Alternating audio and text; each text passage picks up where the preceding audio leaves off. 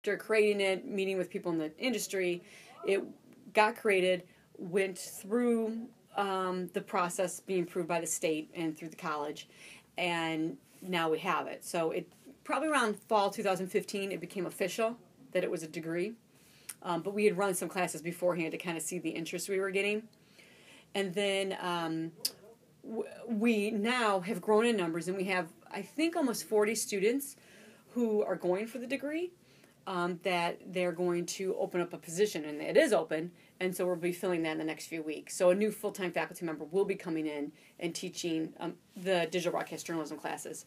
And so my involvement in it won't be as much as it was. The students that I see succeed and are able to have a successful career in the business are working on that resume reel from the minute they enter. They're eager to be the ones to go out and shoot the stories. If I'm looking for someone to shoot, they're like, I'll do it.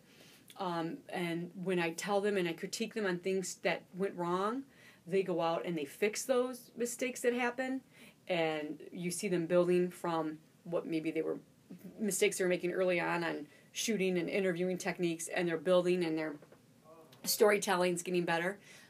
They're listening to that advice and taking it and then going back and adding that to the next story that they do. Like, those students are the ones that I see succeed in that. So I don't know if that answered it. Right now, I just feel a lot of, like, the pressure of, like, the scripts come to me, sometimes not written at all, and I'm, like, writing them. Or if they're written, they're very, beginner, because I haven't gotten students through the writing courses, so then I'm correcting them.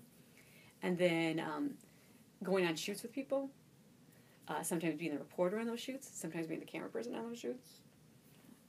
So I'm like a news director, I'm a producer, I sometimes report, I sometimes shoot, and I teach. So it's just a lot. It's more than what I thought was going to happen.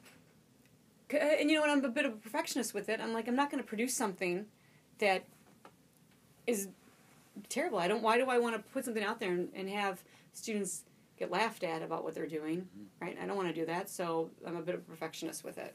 Right. Some students, even back before I was doing the newscast, I've created a great friendship. I always tell the story. My husband, I met from a former student. So I had a former student at NIU who is now a weatherman in Milwaukee. And when he would come home, he would just touch base and say, hey, you want to get together for coffee? And he must have told his mother for some odd reason that I was single. And she was like, oh, I know this guy I work with. And he's like, my mom wants me to ask you if you want to get hooked up. And I was like, I don't know. I'm like, well, okay, I'll go out. Why not? And he didn't even know who the guy was. So it was a joke, like a student hooked me up with my husband. They don't even know each other. He just worked with his mom. So, because I really like the students, and I like the interaction I have with them, and I enjoy everyone. Every one of them is enjoyable to be around. I mean, obviously, there's sometimes you do get one student that maybe you just butt heads, you just don't work well with. But for the most part, I would say that 97% of them I enjoy being around, and I enjoy that interaction.